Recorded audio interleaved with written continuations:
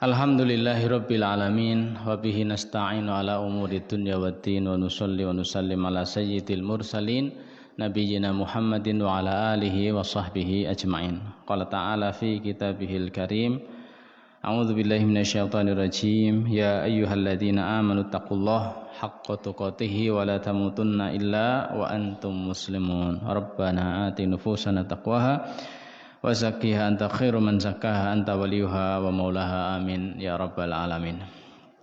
Kaum muslimin wal muslimat jamaah Masjid Al Hikmah yang saya hormati, wabil khusus pada para takmir, sesepuh, bini sepuh, para alim, ulama yang saya sangat-sangat hormati.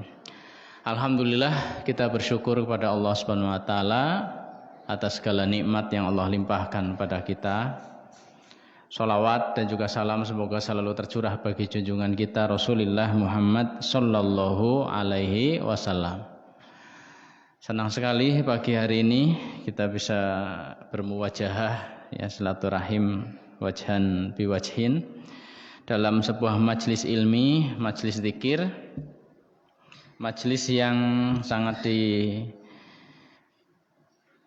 disenangi oleh Allah, majlis yang diutus padanya malaikat-malaikatnya ya, untuk turun menaungkan sayap-sayap mereka, mendoakan orang yang ada di dalamnya dengan keberkahan, dengan maghfirah, dengan ampunan. Dan mudah-mudahan kita senantiasa menjadi orang yang haus ilmu. Kalau ada waktu, ada kesempatan, tidak berbenturan dengan yang lebih penting, di mana kita mendengar ada majelis ilmi, kita tergerak dan berusaha untuk bisa menghadiri. Amin ya rabbal alamin. Karena ini adalah awalan ya. Jadi thalabul ilmi adalah pintu kebaikan. Bagaimana kita bisa baik kalau kita tidak punya ilmunya? Bapak Ibu yang saya hormati, waktu sudah jam 6 lebih, berarti jam 7 selesai, tidak sampai 1 jam kita akan bicara tentang takdir insyaallah. Temanya adalah memahami hakikat takdir. Cukup apa tidak kira-kira?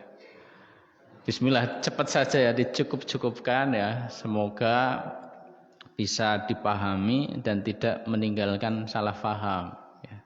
Karena ini termasuk masalah yang bisa dikatakan kadang rumit, kadang pelik ya. Banyak pertanyaan-pertanyaan terkait dengan masalah takdir. Sehingga sampai ada larangan, semacam larangan ya. Apabila disebut takdir maka diamlah itu ya. Jadi seolah-olah malah dilarang ya. Dalam sebuah hadis yang diriwayatkan oleh Imam At-Tabarani dari hadis Tsauban, Rasulullah sallallahu alaihi wasallam bersabda, "Idza dzukira ashabi fa'amsiku." Kalau kalian mendengar sahabat-sahabatku disebut maka diamlah, jangan ikut-ikut ya. Wa idza dzukira nujum fa'amsiku, apabila kamu mendengar ada orang sedang menyebut-nyebut bintang ini bintang itu ya, perbintangan, fa'amsiku, maka diamlah, jangan ikut-ikut ya. Wa idza dzukiral qadar fa'amsiku, dan kalau kalian mendengar masalah takdir ini juga jangan kalian ikut-ikut. Nah, seolah-olah kita tidak boleh membahas masalah takdir. Ifatifillah azanallahu wa yakum ajmain. Apakah seperti itu maksudnya? Jadi membahas masalah takdir ini sangat penting. Kenapa? Nah, ini pentingnya kita bicara dulu. Bicara kenapa kita harus belajar masalah takdir. Ya, padahal semacam ada warning dari Rasulullah SAW, jangan ya bicara masalah takdir. Ya, saya katakan belajar masalah takdir ini sangat penting. Pertama, ini adalah bagian daripada rukun iman, ya kan? Antuk mina bil qadari khairihi wa syarrihi, itu rukun iman ke-6.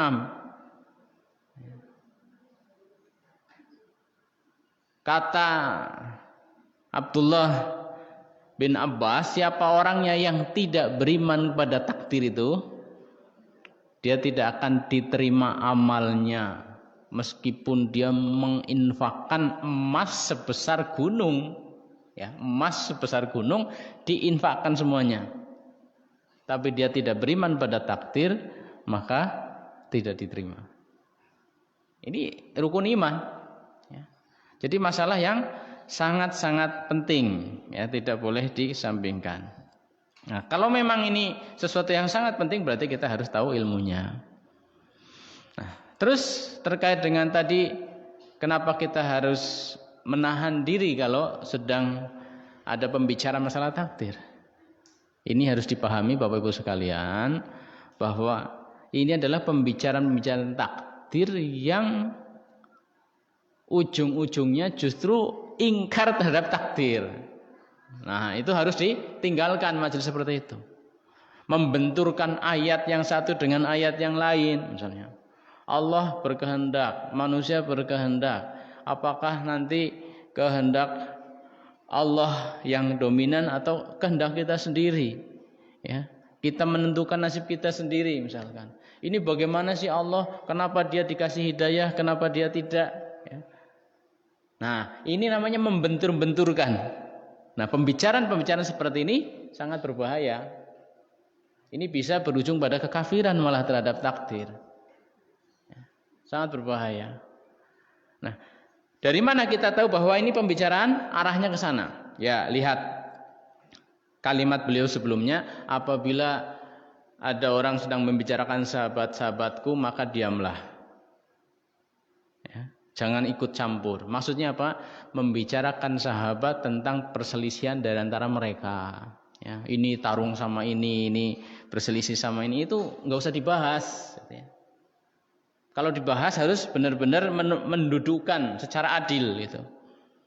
Jangan seolah-olah di sahabat pun pada begini gitu, pada suka bermusuhan. Jangan sampai ke sana. Nah, kalau ke sana arahnya lebih baik jangan bicarakan. Nah, di sisi lain kita bahkan dianjurkan untuk membaca sejarah para sahabat, mempelajari tentang para sahabat. Ya, jadi kalimat ini tidak mutlak. Nah, bicara takdir juga seperti itu, tidak mutlak, tidak boleh sama sekali. Justru kita harus membahas masalah ini, tapi pembahasan yang mencerahkan, ya, ilmu yang benar masalah ini. Ini pertama, ya, karena takdir masalah yang sangat-sangat penting, bagian daripada rukun iman. Yang kedua, kenapa kita harus bicara masalah takdir? Agar terhindar dari subuhat, ya, kebingungan-kebingungan. Ya. Banyak hal nanti yang mungkin kalau tambah dipikir malah tambah jadi ragu gitu. Nah, ini subhat-subhat ini harus ditepis. Di sana nanti ada dua kelompok besar masalah takdir, kemudian tengah-tengahnya adalah Ahlus Sunnah wal Jamaah. Pertama kelompok Qadariyah yang mengingkari masalah takdir, bahwa kita menentukan nasib kita sendiri, ya, Allah tidak tahu apa yang akan terjadi pada diri kita. Kemudian di sebelahnya, ya, berlawanan persis itu kelompok Jabriyah, di mana mengatakan kita itu menjalani hidup ibarat wayang. Kita mau ibadah, kita mau nyolong, mau maling, ya, itu sudah disetir semuanya oleh Allah, kita tinggal menjalani saja. Ya. Ini kelompok yang berbeda 180 derajat dengan kelompok yang pertama, dan dua-duanya salah. Ya. Kita harus ada di tengah-tengah. Allah punya kehendak, kita punya kehendak, kehendak kita tidak mungkin keluar dari kehendak Allah. Ini tengah-tengahnya. Nah, subuhat seperti ini harus kita jangan sampai kena, dan subuhat-subuhat lain yang lain nanti, ya. Ini pentingnya belajar takdir yang kedua. Yang ketiga, ya, dengan kita belajar takdir itu kita akan lebih semangat untuk berusaha, ya, untuk mengambil wasilah, mengambil sebab, ya, seperti itu. Karena kullun muyassarun lima khuliqa lahu, kita yakin bahwa semua kita dimudahkan untuk menjalankan apa yang telah ditakdirkan. Artinya kalau kita semangat berusaha, oh berarti ujungnya insya Allah akan begini, ya. Kalau kita terus berdoa, insya Allah nanti yang terjadi sesuai dengan apa yang kita doakan. Tidak malah sebaliknya, Belajar takdir malah jadi diem saja. Apa-apa harus ditakdiri, harus ada takdirnya. Itu. Kalau memang takdirnya begini ya nanti begini itu ya. Nah, itu jadi salah. Yang keempat ya, kenapa kita harus belajar ini masalah takdir? Karena nanti banyak hal-hal kita itu terjebak, terjatuh, salah karena kita belum memahami masalah takdir. Ya, terutama ketika terjadi sesuatu hal yang tidak kita sukai. Ya. Kita marah, ya, kita berontak, kita protes, ya. Karena apa? Kita tidak memahami hakikat takdir itu. Ya. Gagal berangkat umroh misalkan marah-marah itu ya. Coba kembalikan pada iman pada takdir. Insya Allah jadi tenang. Kita pengen tenang kan? Nah, jamaah yang dimuliakan oleh Allah Subhanahu Wa Taala, ujung-ujungnya kita hidup itu pengen bahagia dunia akhirat. Gimana pembetulan? Nah, pengen bahagia di dunia, bagaimana bahagianya? Di akhirat nanti surga. Kan? Bahagia di akhirat tidak ada tempat lain. Kalau kita menjadi ahlul jannah berarti kita akan bahagia di sana. Kalau tidak seperti itu tidak. Syaratnya iman. Ya. Syaratnya adalah iman dan amal soleh. Ya iman otomatis amal soleh, nanti orang mukmin beramal soleh.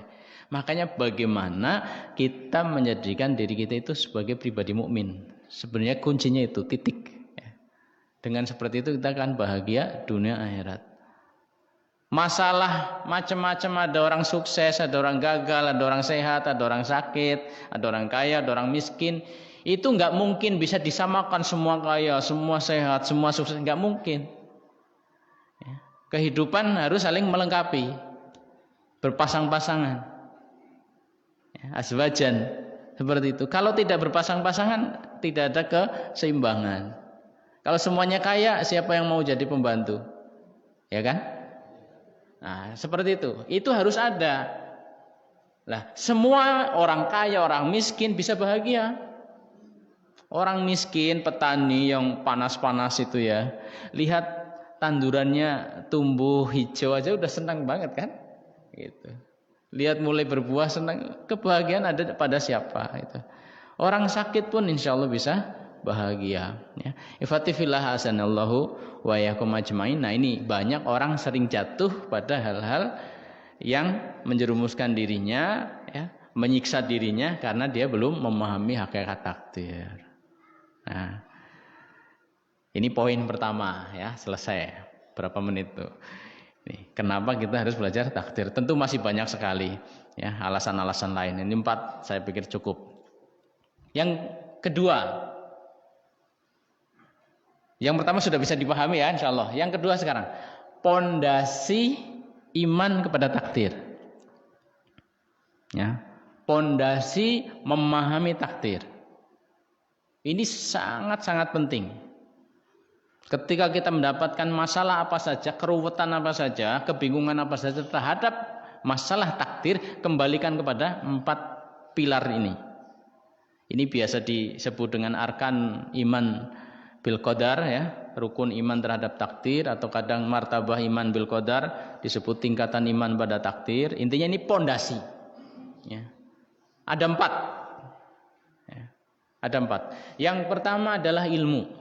Yang kedua adalah kitabah. Yang ketiga adalah masyiah. Yang keempatnya adalah al-khalq, penciptaan. Maksudnya apa ini? Ya, kita jelaskan satu-satu, sedikit-sedikit. Ya. Pertama ilmu. Maksudnya ilmu adalah Allah Maha berilmu. Allah Maha mengetahui. Nah, mengetahuinya itu segala sesuatu tanpa batas. Ya, kita mengetahui apa tidak? Manusia tahu, tapi banyak batasannya, banyak yang tidak kita ketahui.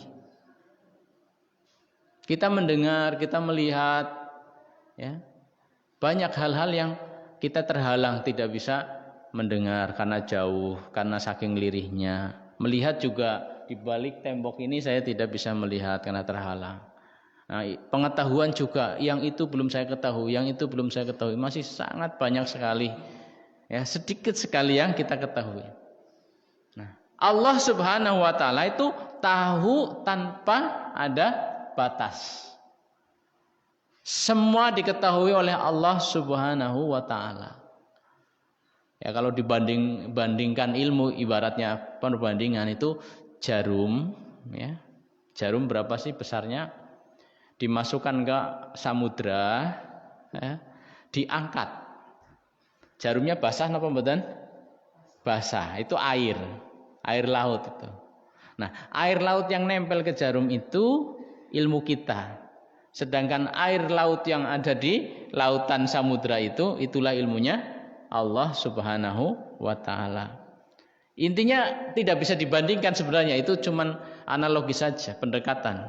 Ya, betapa luasnya ilmu Allah Subhanahu wa taala. Allah mengetahui yang tampak, yang tidak tampak, dalam kegelapan, dalam sorotan cahaya. Allah tahu apa yang ada di dada-dada kita semua. Ya.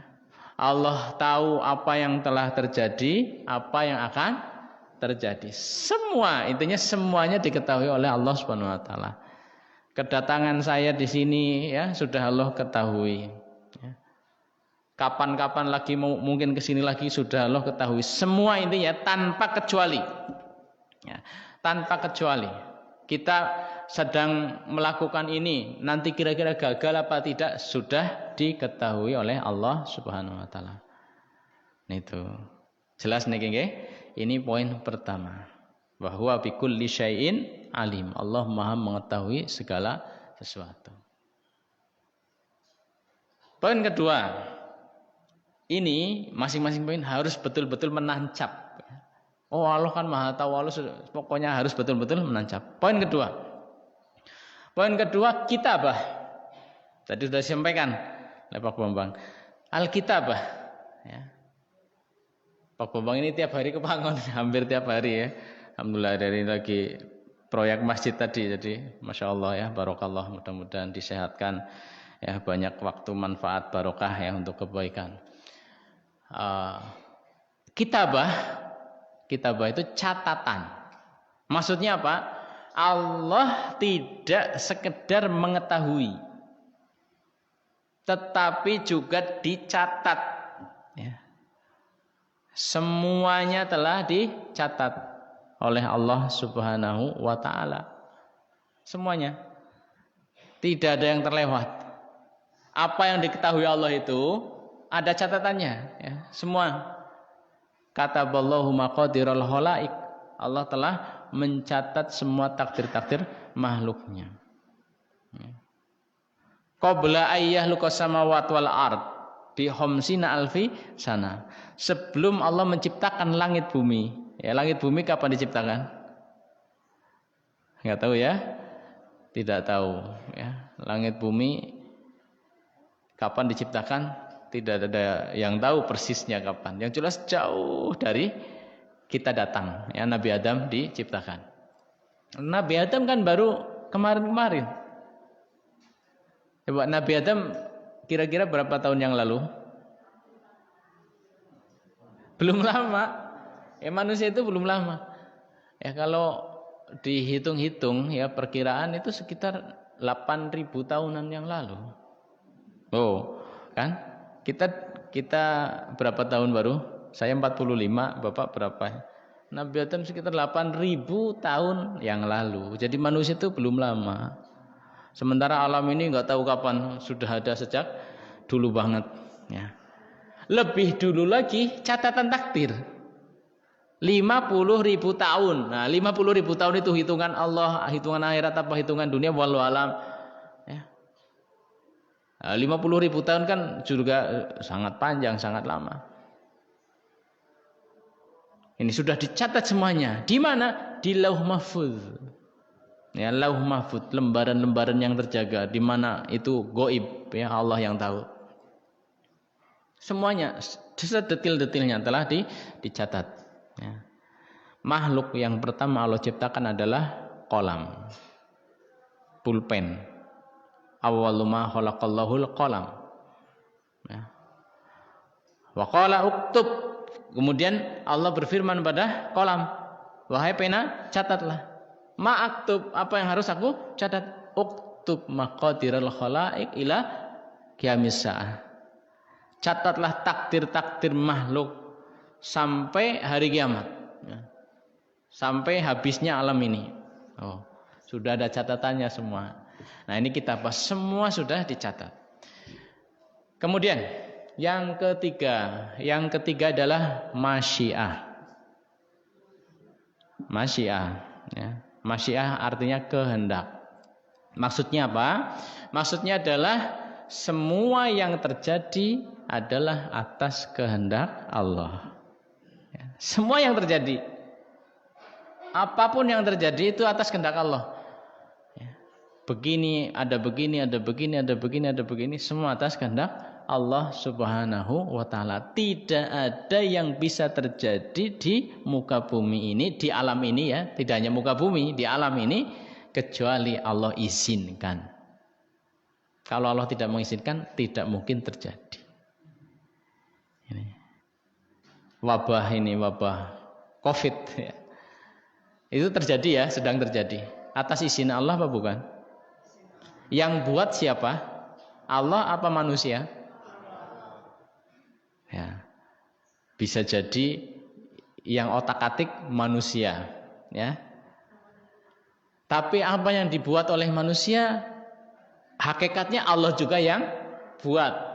Allahu khaliqu kullas sani'in wa san'atahu. Allah pencipta yang membuat dan apa yang dibuat. Ya. Kalau COVID ini buatan orang, hakikatnya buatan Allah juga. Kemudian menyebar, itu atas kehendak Allah bukan? Atas kehendak Allah. Kalau Allah tidak mengizinkan, nggak akan terjadi. Ini semua atas kehendak Allah. Kapan terjadinya, sampai kapan terjadinya, seperti apa, nanti yang mati berapa, semuanya sudah ada catatannya. Ya. Semuanya terjadi atas izin Allah Subhanahu wa ta'ala. Tidak ada yang bisa melawan kehendak Allah Subhanahu wa ta'ala. Nah, tidak ada. Misalnya ini lagi musim hujan apa musim terang ini? Enggak jelas ya. Ini misalnya ini musim terang, tapi kok hujan ya tiap hari ya. Padahal ini ada momen besar. Pokoknya harus terang lah, kalau hujan jadi berabe gitu. Ya, tiap hari jam 9 mendung hujan misalnya. Acara jam 9 juga atau jam 10 misalnya pagi. Nah, kemudian diundanglah pawang hujan ya, biar disingkirkan, biar komplek tersebut tidak terjadi hujan. Nah, terus yang terjadi apa? Pada hari itu ya, setelah pawang hujan itu pada melakukan ritual, pada hari pelaksanaan acara yang kemarin-kemarin tiap hari jam 9 hujan, sekarang kok tidak ya, terang. Gimana kira-kira itu? Hah? Ini kehendak dukun apa kehendak Allah? Sing bener kan dukunnya tadi. Nah, ya berarti lulus ya. Ini kehendak Allah Subhanahu wa ta'ala. Gak mungkin kan dukun mengalahkan Allah kan? Ya. Yang biasanya hujan, kok sekarang tidak hujan? Berarti Allah menghendaki hujan terus kalah sama kehendak dukun? Gak mungkin. Nah, kenapa terjadi seperti itu? Kok bener gak hujan ya? Ya itu kehendak Allah juga. Kalau Allah menghendaki tetap hujan, masa Allah kalah sama dukun? Nah, cuma mungkin kita bertanya lagi, loh kenapa Allah mau-maunya saja gitu ya, ngikuti kehendak dukun itu? Ya. Kan tinggal turunkan saja biar dukunnya malu gitu kan? Ya. Nah inilah nanti fitnah. Ya. Ini ujian. Ini ujian bagi para dukun, ya bagi para orang-orang yang kagum kepada mereka.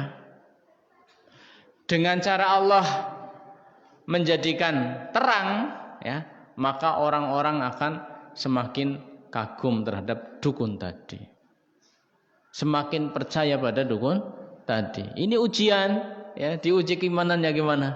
Ya, lebih percaya pada Allah apa pada mereka? Allah Subhanahu wa ta'ala berfirman, falamma zahu azahallahu qulubahum. Ketika orang milih jalan ke kiri, milih tersesat, Azahallahu qulubahum. Allah sesatkan sekalian. Yus ngono karepmu. Kalau memang itu yang kamu inginkan, ya udah sana. Gitu. Seolah-olah seperti itu. Ya kalau mau percaya dukun, ya udah sana. Ya. Tapi ujungnya kan nanti tadi iman, ya nanti surga neraka ujungnya. Mau pilih surga apa pilih neraka? Ya silakan. Ya. Ya ini yang ketiga, masyiah. Kemudian yang keempat adalah al-khalqu, penciptaan. Maksudnya apa? Maksudnya adalah semua yang ada adalah ciptaan Allah Subhanahu wa taala. Segala yang ada adalah ciptaan Allah Subhanahu wa taala. Semua yang ada, apa saja. Ya, kalau yang wujud-wujud ini jelas. Ya nanti ada yang tidak wujud, ya. Bangsa malaikat, bangsa jin, ya kadang nampak. Tapi secara umum mereka beda alam dengan kita tidak bisa melihatnya. Ada yang di kejauhan sana, ada langit sampai 7 lapis, ada arsy, ya, ada bahar di atas langit, ya seperti apa wallahu alam. Ada bintang-bintang yang katanya bintang itu nanti ada gugusan bintang, ya galaksi bergugus-gugus lagi. Nanti masih bergugus-gugus lagi, berapa triliun itu bintang-bintang. Ya. Banyak yang lebih besar dari matahari. Ya. Inilah kekuasaan Allah Subhanahu wa taala, semua itu ciptaan Allah Subhanahu wa taala. Tidak hanya yang kita lihat itu, termasuk begini jemaah sekalian, termasuk suara. Suara ini ada kan? Itu makhluk apa bukan? Makhluk.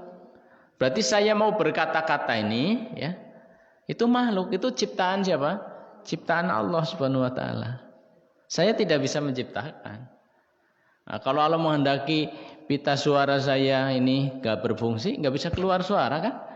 Ya Allah Subhanahu wa taala. Tukang kayu ini bikin meja, ya. Dia bisa apa tidak bikin meja begitu saja? Dia harus punya tangan yang bisa digerakkan. Ya. Siapa yang menggerakkan tangannya? Ya, itu Allah. Terus dia harus punya material, ya, kayunya. Kayunya siapa itu? Nah, kayunya Allah yang menumbuhkan. Dia cuma merangkai. Itu pun atas akalnya dikasih oleh Allah. Sehingga ada ide ini harus begini, ini harus begini. Kemudian tenaganya dikasih oleh Allah. Kalau dia jadikan lumpuh, struk, bisa apa tidak? Tidak bisa. Makanya Allah pencipta segala sesuatu dan apa yang diciptakannya. Semua ciptaan Allah Subhanahu wa taala. Nah, termasuk gerakan, saya bergerak ini. Ya, itu juga ciptaan Allah Subhanahu wa taala. Semua yang ada adalah ciptaan Allah, ya. Khaliqu kulli syai', ya. Ini 4 ini, ya kalau dalil banyak lah ya, dalil sangat banyak. Ini pahami betul. Ini pondasi kita memahami iman kepada takdir. Pertama apa? Ilmu. Maksudnya ilmu Allah maha meliputi. Tidak ada yang tidak diketahui oleh Allah. Apapun ya yang terjadi, yang akan terjadi, yang sedang terjadi, semuanya diketahui oleh Allah. Yang kedua, semuanya telah dicatat sekecil-kecilnya di Lauh Mahfuz. Yang ketiga adalah masyiah. Semua yang terjadi atas kehendak Allah Subhanahu wa taala. Nah, nanti mungkin ada iskal, loh, adanya orang zina atas kehendak Allah? Loh, anu jelek kok dikehendaki. Nah, itu nanti muskilahnya di situ. Yaitu nanti dijawab pada masalah-masalah syubhat nanti ya. Nah, terus yang keempat adalah al-khalqu, penciptaan, semua yang terjadi atas ciptaan Allah Subhanahu wa taala. Ya, sudah 2. Pertama, kenapa kita harus belajar takdir? Pentingnya apa? Yang kedua, pondasi iman pada takdir. Ya. Yang ketiga sekarang. Yang ketiga adalah hakikat, ya, iman pada takdir. Pokok-pokok penting, ya, iman terhadap takdir. Pertama, ya, takdir itu tidak bisa berubah. Ya. Segala yang terjadi semuanya telah ditakdirkan oleh Allah Subhanahu wa taala, ya. semua yang ada, yang terjadi, yang sedang terjadi, yang akan terjadi, semuanya ditakdirkan oleh Allah Subhanahu wa taala. Ini yang pertama ini dulu ya. Yang pertama, semuanya telah ditetapkan. Inna kulla syai'in khalaqnahu biqadar. Sesungguhnya setiap hal telah kami ciptakan dengan takdir. Ya. Jadi tidak ada yang keluar dari takdir sama sekali. Ya. Rasulullah SAW mengabarkan pada kita, la yu'minu abdun hatta yu'mina bil qadar khairihi wa syarihi minallah wa hatta ya'lam anna ma asabahu lam yakun liyukhti'ahu wa anna ma akhtahu lam yakun liyusibahu. Tidaklah seorang itu beriman, seorang hamba dikatakan beriman, sehingga dia meyakini, mengimani dengan takdir, mau keputusan buruk, keputusan baik, takdir baik maupun takdir buruk. Baik buruk itu dari sudut kita, ya, sudut kita. Nanti beda yang melihat, bisa jadi beda penilaian atau beda perasaan. Contoh, ada warung berseberangan, ya, sama-sama toko lah ya, toko pakaian misalnya, sama-sama. Ya, pada hari itu ada datang 10 pengunjung. Ya. Semua masuk ke toko A. Itu baik buat A apa tidak? Baik apa bukan buat A? 10 pengunjung pada hari itu semua masuk ke toko A. Baik apa tidak buat A? Buat A baik, buat B gimana? Hari itu tidak dapat apa-apa itu. Pada bersebelahan ya. Baik menurut ini, tidak baik menurut ini ya. Dan seterusnya nanti ya, tergantung. Intinya kita sendiri yang merasakan sedang baik apa sedang tidak menguntungkan, begitu kan. Nah, semuanya harus diimani bahwa itu adalah takdir dari Allah Subhanahu wa taala. Wa hatta ya'lam anna ma asabahu lam yakun liyukhti'ahu, dan sehingga dia juga sangat faham apa yang akan menimpanya tidak mungkin lepas darinya. Dan sebaliknya, apa yang lepas darinya tidak mungkin bisa dia dapatkan. Ya memang takdirnya hari itu dia nggak dapat apa-apa, dia harus ridho. Ya. Kemudian yang ini takdirnya hari itu konsumen ya, pada ke situ semua dia harus bersyukur dan seterusnya. Antara ridho dan syukur atau sabar dan syukur itulah iman. Itu yang akan membuat orang bahagia. Ini yang pertama. Ya, semua telah ditakdirkan oleh Allah Subhanahu wa taala. Ini hakikat takdir seperti itu ya. Tidak ada yang keluar dari takdir Allah Subhanahu wa taala. Nah, yang kedua, takdir itu tidak bisa dirubah. Ya. Takdir itu tidak bisa dirubah. Apa iya gitu ya? Itu sudah dicatat 50.000 tahun sebelum Allah ciptakan langit bumi. Kemudian jaffatil qalam wa tuwiyatis suhuf. Pena telah kering, diibaratkan seperti itu. Lembaran-lembaran itu telah digulung, artinya sudah tutup sudah. Ya, sudah tutup sudah, tidak ada yang dirubah. Lalu terus bagaimana dengan misalnya la yaruddul qadar ila du'a. Silaturahmi memperpanjang usia, melebarkan pintu rizki misalkan. Berarti silaturahmi bisa rubah takdir. Tadinya takdirnya sekian, usianya sekian jadi berubah. Kemudian tadi doa bisa merubah takdir. Lah, itu kan nas juga dari Rasulullah. Berarti takdir bisa berubah. Ifatifillah azanallahu wa yakum ajmain. Takdir tidak bisa berubah. Jadi apa yang dikatakan silaturahmi bisa memperpanjang umur, silaturahmi bisa memperluas pintu rizki, itu sebab ya. Silaturahmi adalah sebab panjang umur. Kemudian doa merubah takdir, itu sebab. Jadi tetap takdir di dalam takdir, ya. Dia begini, kalau berdoa nanti begini, ya. Yang diputuskan oleh Allah dia berdoa sehingga yang terjadi begini, gitu. Itu penjelasan para ulama. Misalnya silaturahmi memperpanjang usia. Ada orang senang silaturahmi umur 40 tahun meninggal. Harusnya kalau panjang usia kan sampai 100 tahun ya. Kalau rajin silaturahmi 100 tahun gitu. Nah, di takdir ada mu'allaq, ada mubrom. Ya, mubrom itu yang tadi yang takdir induk yang ada di Lauh Mahfuz. Mu'allaq itu yang ada di catatan malaikat. Ya. Ada mubrom, ada mu'allaq. Jadi dalam mubromnya misalnya dijelaskan orang ini umurnya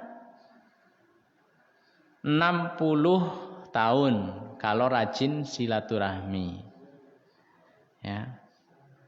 Kalau rajin silaturahmi, kalau tidak rajin silaturahmi umurnya 40 tahun.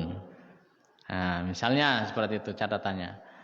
Terus Allah menetapkan umur dalam kitab mubromnya umurnya itu 60 tahun. Dia akan mati 60 tahun. Maka yang terjadi nanti orang itu rajin silaturahmi. Yang akan terjadi orang itu rajin silaturahmi. Jelas nggih? Nah, jadi yang akan terjadi pada orang tersebut tidak akan keluar dari catatan takdirnya. Berarti kita bisa katakan orang yang rajin silaturahmi itu tanda bahwa umurnya akan panjang. Nah, tapi kemudian kita akan merasa bingung lagi, loh 40 tahun meninggal padahal rajin silaturahmi, ya. Karena bisa jadi ya takdirnya dia itu kalau rajin silaturahmi 40 tahun, kalau tidak 20 tahun saja umurnya, kayak gitu. Nah, ternyata dia rajin silaturahmi sampai 40 tahun, ya. Jadi panjang tidaknya itu tidak berdasarkan pandangan kita, ya. Umur panjang berarti 100 tahun, 200 tahun, gitu. Hari ini mau umur 200 tahun, siapa yang mau ya diberi umur 200 tahun itu? Ada? Ada orang yang gambarnya ada itu umurnya lebar dari 200 tahun, ya kulitnya sudah keriput luar biasa kayak bukan manusia lagi sudah. Iya kan terus berubah kan? Kita umur 100 tahun, ya kalau ada yang 100 tahun mungkin udah sangat payah lah. Ini kok dipanjangkan lagi sampai 100 tahun. Berarti menikmati hidup dengan kepayahan begitu. Mau apa tidak? Kalau 200 tahun tetap energik seperti umur 40, 30 nggak masalah itu ya. Nanti kan nggak mungkin seperti itu. Ya. Pasti akan turun. Nah, ini maksudnya panjang umur seperti tadi ya. Bisa 40, bisa 20. Karena kalau tidak seperti itu bahkan lebih rendah lagi. Cuma masalahnya kan kita tidak ada yang tahu kan. Nah, takdir kita seperti apa tidak ada yang tahu. Nah ini termasuk hakikat. Tidak ada yang tahu takdir. Ya. Tidak ada yang tahu takdir. Sampai malaikat pun tidak tahu.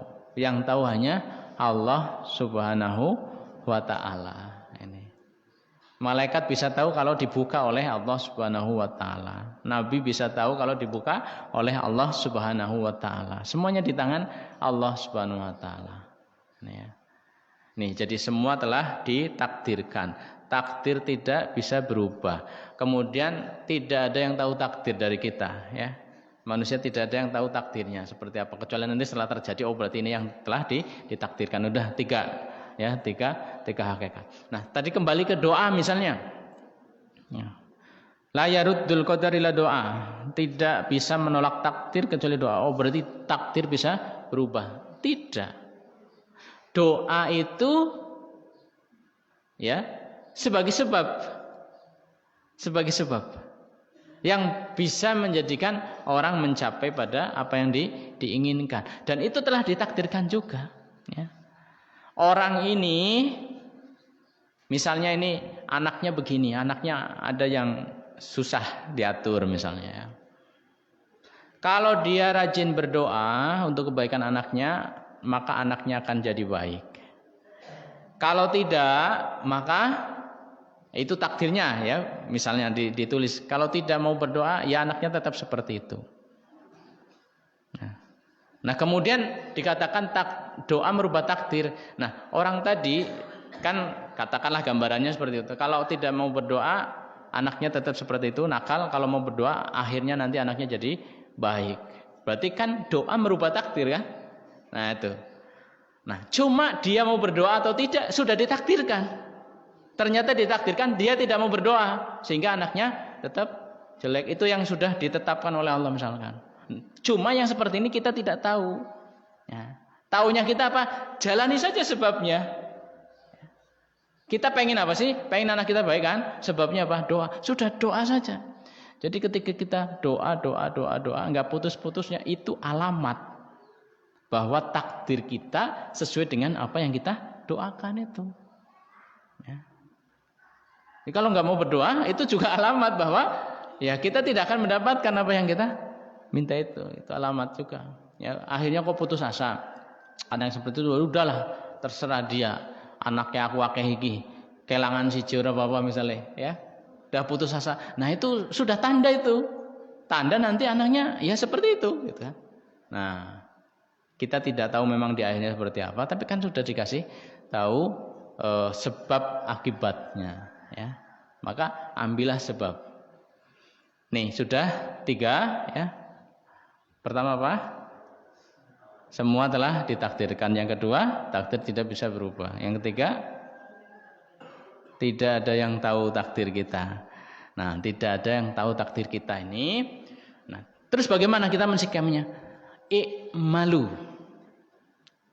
fakullun muyassarun lima khuliqalahu. Itu rumusnya.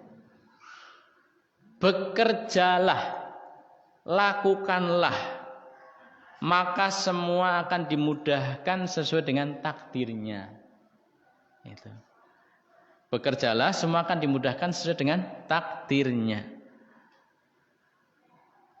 Ini ketika Rasulullah SAW telah mengatakan semuanya ada catatannya, yang di neraka, yang di surga, semuanya sudah ada takdir-takdirnya.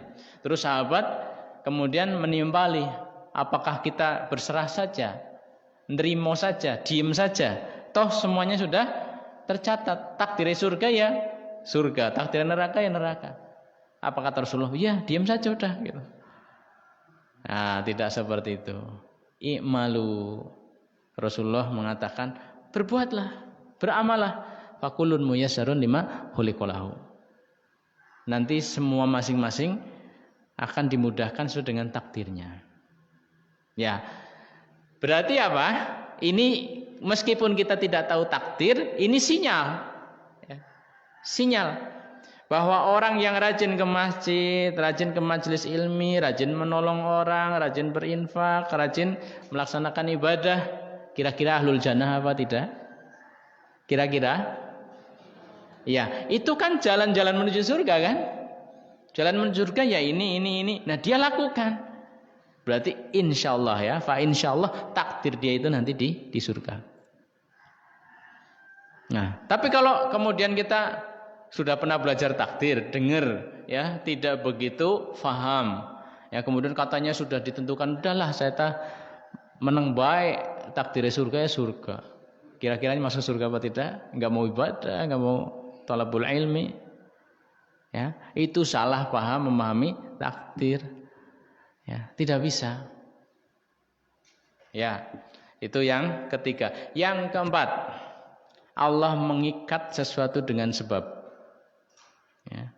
Allah mengikat sesuatu dengan sebab, tetapi sebab itu bukan penyebab mutlak.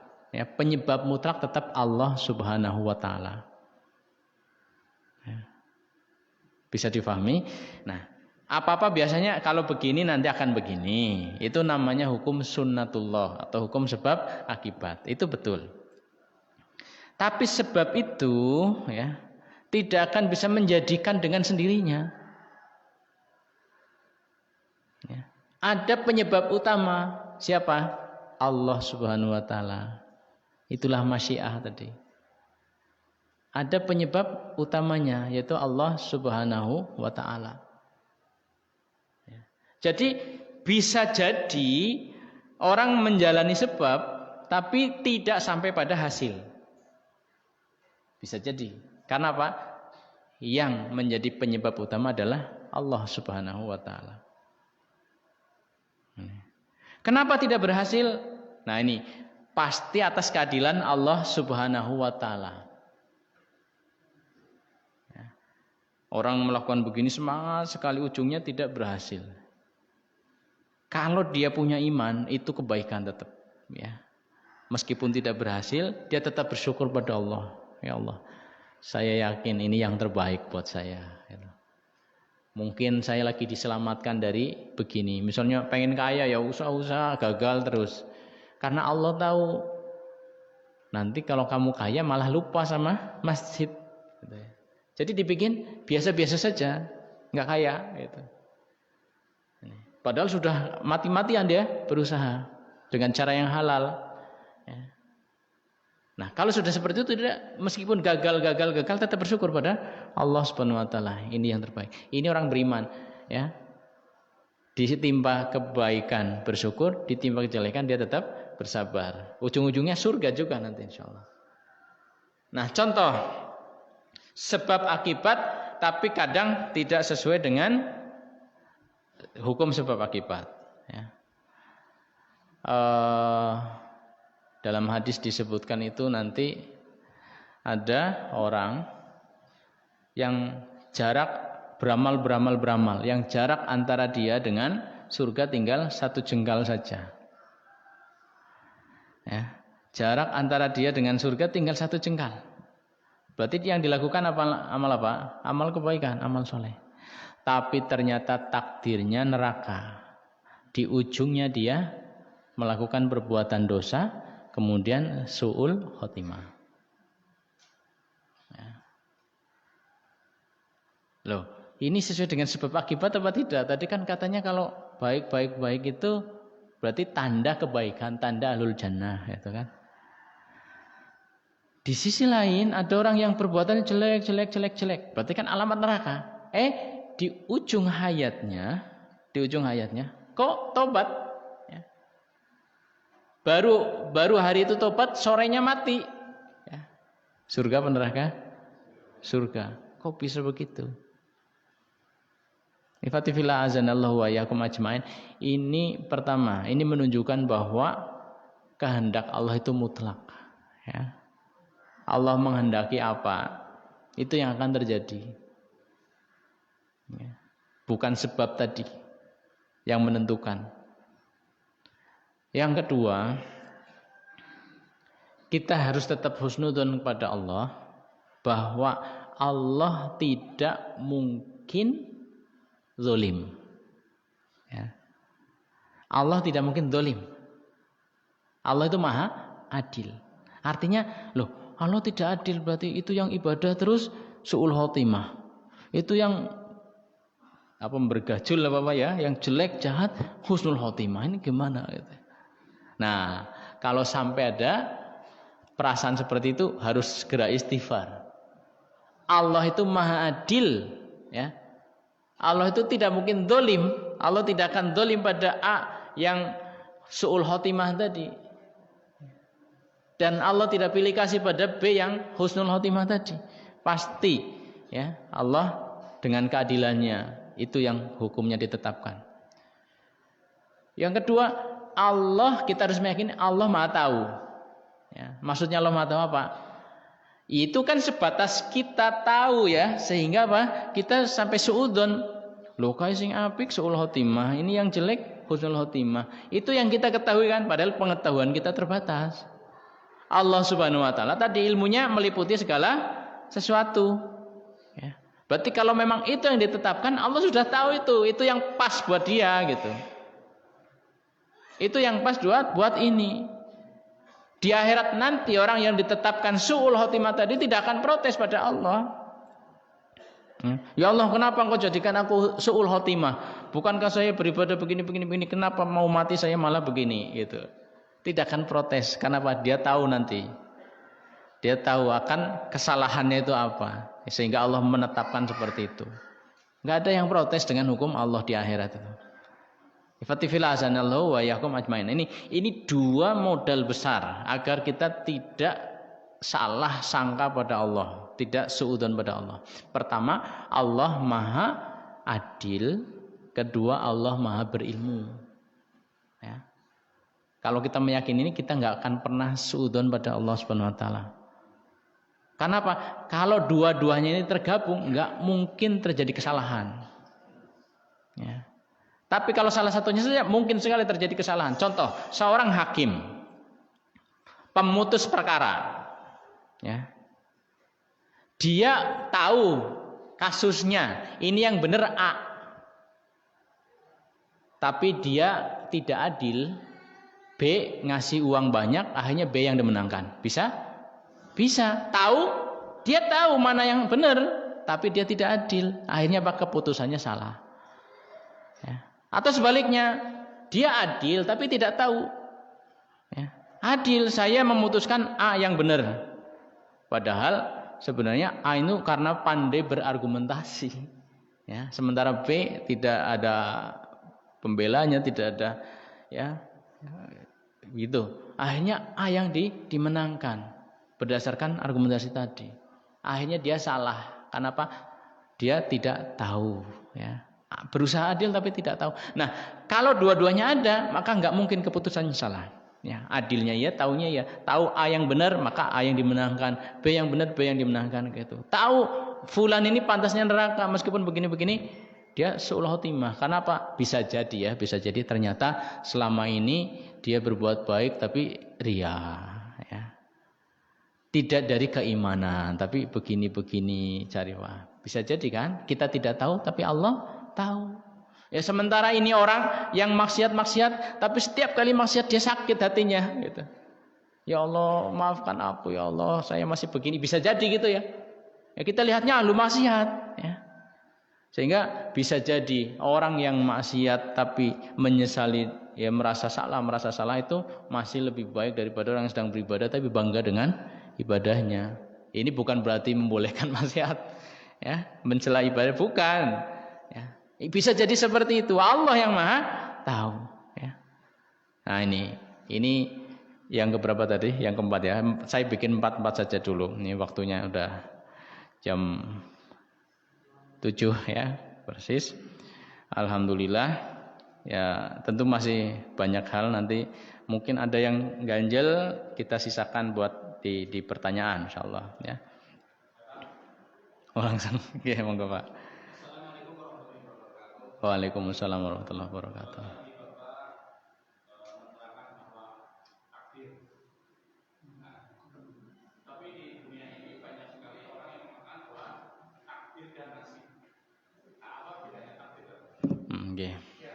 Nggih.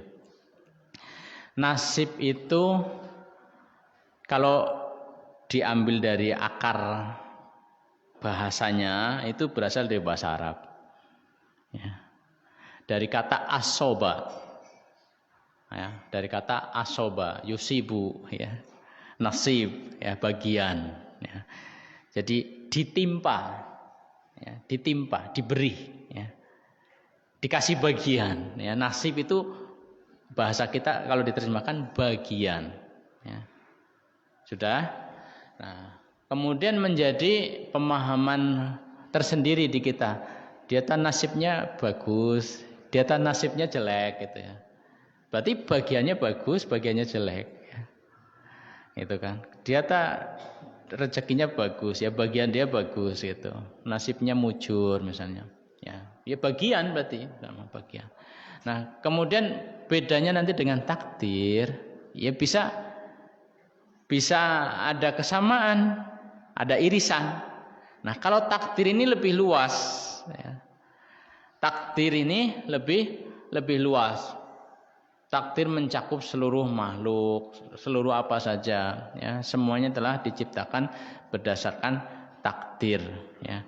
Jadi takdir itu ilmu Allah, catatan Allah, masyiah Allah, ya, al-khalqu, penciptaan Allah terhadap makhluknya sejak zaman dulu sekali sampai hari kiamat. Itu takdir. Ya, semua telah ditentukan. Takdir itu sendiri artinya kadar. Ya, semuanya ada kadarnya, ada ukurannya. Nah, ketika nasib seseorang dengan takdir seseorang bagaimana? Ya. Nasib seseorang dengan takdir seseorang bagaimana? Ada irisan.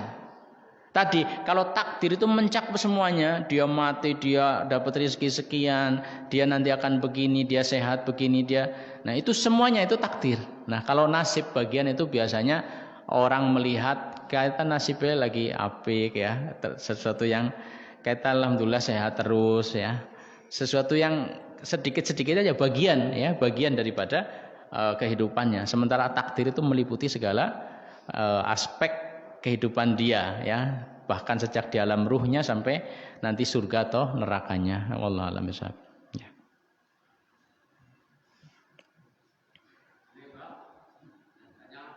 Monggo Pak. Nggih.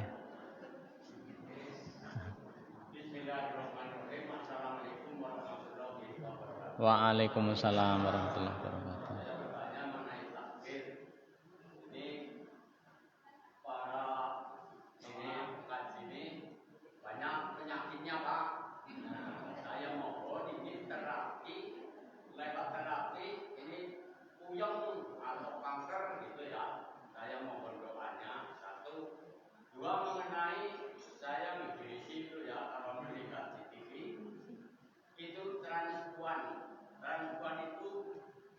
Bisa menjadi orang dokter dan mempunyai pondok pesantren, apakah itu tidak akan kita berikut dari generasi penerusnya kita?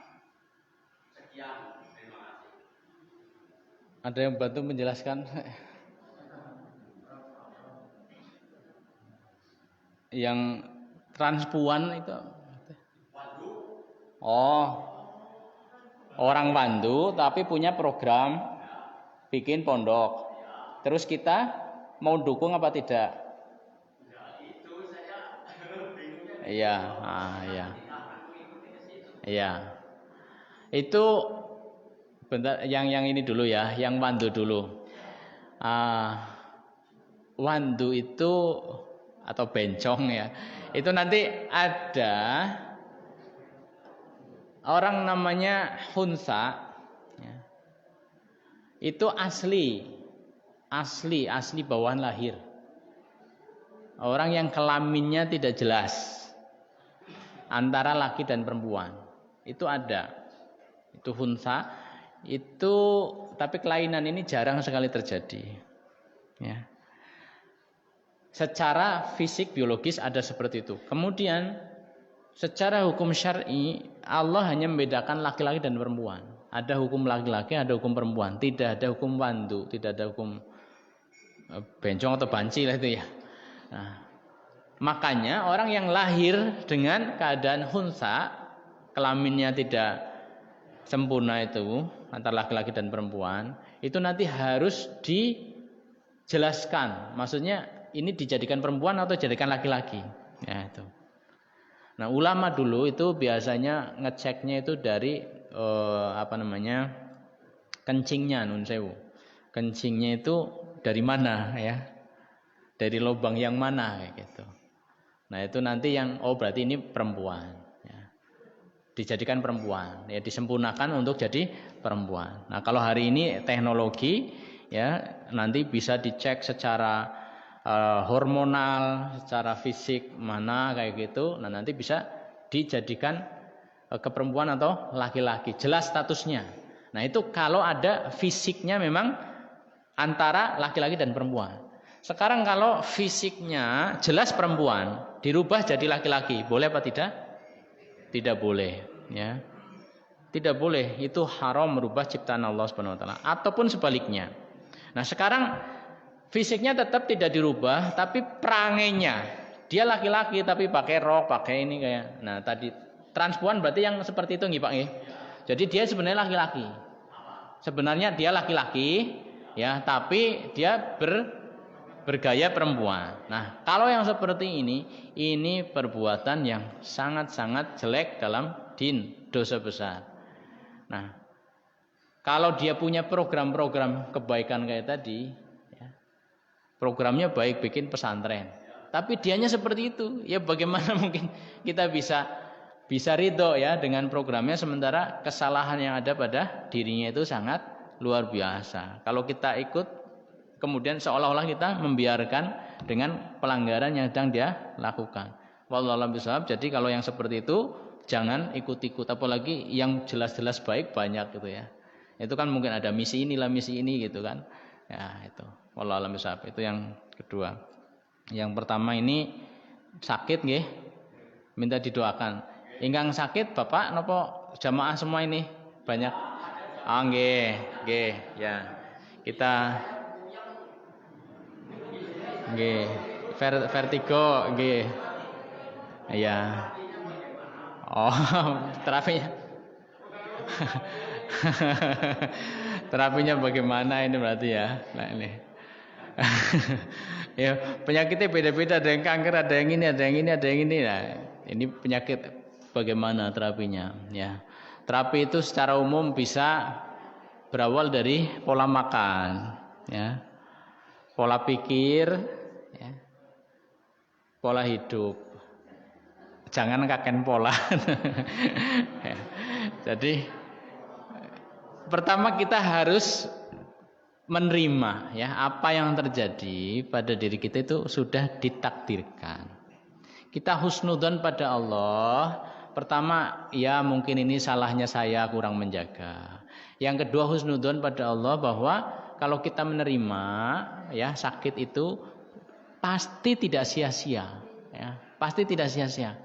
Saya dikasih sakit ini sabar, dapat pahala Pak. Ya. Nanti ada dosa-dosa yang dihapusnya karena sakit, sabar menahan sakit. Ya. Bahkan nanti di akhirat antara ahlul afiyah dengan ahlul bala, ya, itu ahlul afiyah orang yang sehat, bergas, ya, makmur, tajir, itu malah ngiri sama orang yang sakit-sakitan, yang tersakiti, ya. Karena apa? Ternyata derajatnya di surga itu lebih tinggi. Loh, fulan kok di sana gitu? Kehebatan fulan apa kok bisa melampaui saya? Ya, itu karena apa? Sabarnya dia dulu menahan sakit, disakiti, ya, dihina, punya sabar, ya. Gagal terus itu kurang makan, sabar. Itu malah derajatnya tinggi. Sampai ahlul afiyah, orang yang sehat, bergas, sukses, tajir itu iri. Ngirinya apa? Nek tahu kayak gitu saya dulu mau hidup sengsara. Iya seperti itu. Saya dulu mau sakit meskipun tubuh saya harus digunting-gunting, saya mau. Itu. Masya Allah. Ini hiburan buat orang yang sakit. Jadi nikmati. Pertama nikmati. Pengen sembuh, tentunya pengen. Ya nggak apa-apa, gitu kan? Ya. Tapi pertama menikmati dulu lah, gitu. Nikmati sakit ini sebagai ladang penghapus dosa, sebagai ladang meningkatkan derajat. Ya. Seperti itu. Udah sabar seperti itu. Kadang lah, wong saya meskipun sakit saya tetap bisa sholat, ya, tetap bisa ngaji, apa-apalah saya sakit. Ada orang yang datang ke Rasulullah SAW sakit ayan, ya. Kalau kambuh kadang, ya ayan sering kambuh itu kadang sampai auratnya terbuka, gitu. Ya, datang ke Rasulullah ingin didoakan agar sembuh. Terus Rasulullah tidak langsung iya, Rasulullah diam sejenak. Turun wahyu ternyata dikasih tahu, kalau kamu sabar dengan sakitmu, kamu surga, itu alul jannah. Kalau mau minta sembuh ya terdoakan insya Allah itu. Akhirnya apa? Perempuan tadi minta, ya sudahlah, biarlah saya sakit ini, yang penting saya jadi ahlul jannah. Enggak jadi minta didoakan sembuh. Nah tapi minta sama Rasulullah, ya Rasulullah, kalau lagi kambuh kadang aurat saya tersingkap, saya doakan saya agar ketika kambuh aurat saya tidak tersingkap. Nah itu yang didoakan oleh Rasulullah, ya. Akhirnya nanti masih kambuh-kambuh tapi auratnya tetap terjaga. Nah itu kalau mau sabar dengan sakitnya, toh masih bisa ibadah dan lain-lain, bisa dinikmati. Tapi kalau mau sembuh, ya boleh-boleh saja. Tadawau, kalau mau sembuh berobatlah silahkan. Ya. Tadawau bisodaqoh. Nah diantara konsep pengobatan adalah dengan bersedekah. Ya, ini karena ini hadis Rasulullah, boleh diniatkan, ya Allah saya mau sedekah, ya mudah-mudahan dengan sedekah ini Allah angkat penyakit saya, penyakit saya. Boleh diniatkan seperti itu karena ini nas dari Rasulullah Shallallahu Alaihi Wasallam. Atau tidak diniatkan, tapi cukup berdoa sudah, sedekah terus berdoa, langsung berdoa, tidak mengingat-ingat sedekahnya, tapi langsung ya Allah mudah-mudahan segera diangkat sakitnya dan sehat. Semakin berkah, semakin semangat ibadahnya, semakin banyak ibadahnya. Tidak ngungkit-ungkit sedekahnya tadi, enggak apa-apa, itu juga bisa insya Allah. Ini dengan sedekah. Kemudian upaya-upaya secara zahir, ya perbaiki pola makan. Itu panjang nanti ya, perbaiki pola makan, istirahatnya, terus pikirannya ya dibuat tenang gitu ya, dibuat bahagia, dibuat mood ya, dibuat husnudzon pada Allah Subhanahu wa taala. Kemudian nanti sisi obat-obatannya, mungkin obat yang cocok apa, herbal yang cocok juga apa gitu. Makatan wallahu alam bishawab. Yang penting nikmati ya dengan kesabaran tadi, insyaallah itu sebuah kebaikan. Ya tidak ada ruginya kalau udah ngambil itu. Wallahu alam. Cekap nggih? Alhamdulillah. Mungkin ada banyak kesalahan, saya mohon maaf. Astaghfirullah li wa lakum wa lisairil muslimin wal muslimat. Terima kasih atas segala perhatian, mohon maaf atas segala kekurangan. Aqulu qouli hadza astaghfirullah li wa lakum wa lisairil muslimin wal muslimat wal afu minkum. Wassalamualaikum warahmatullahi wabarakatuh.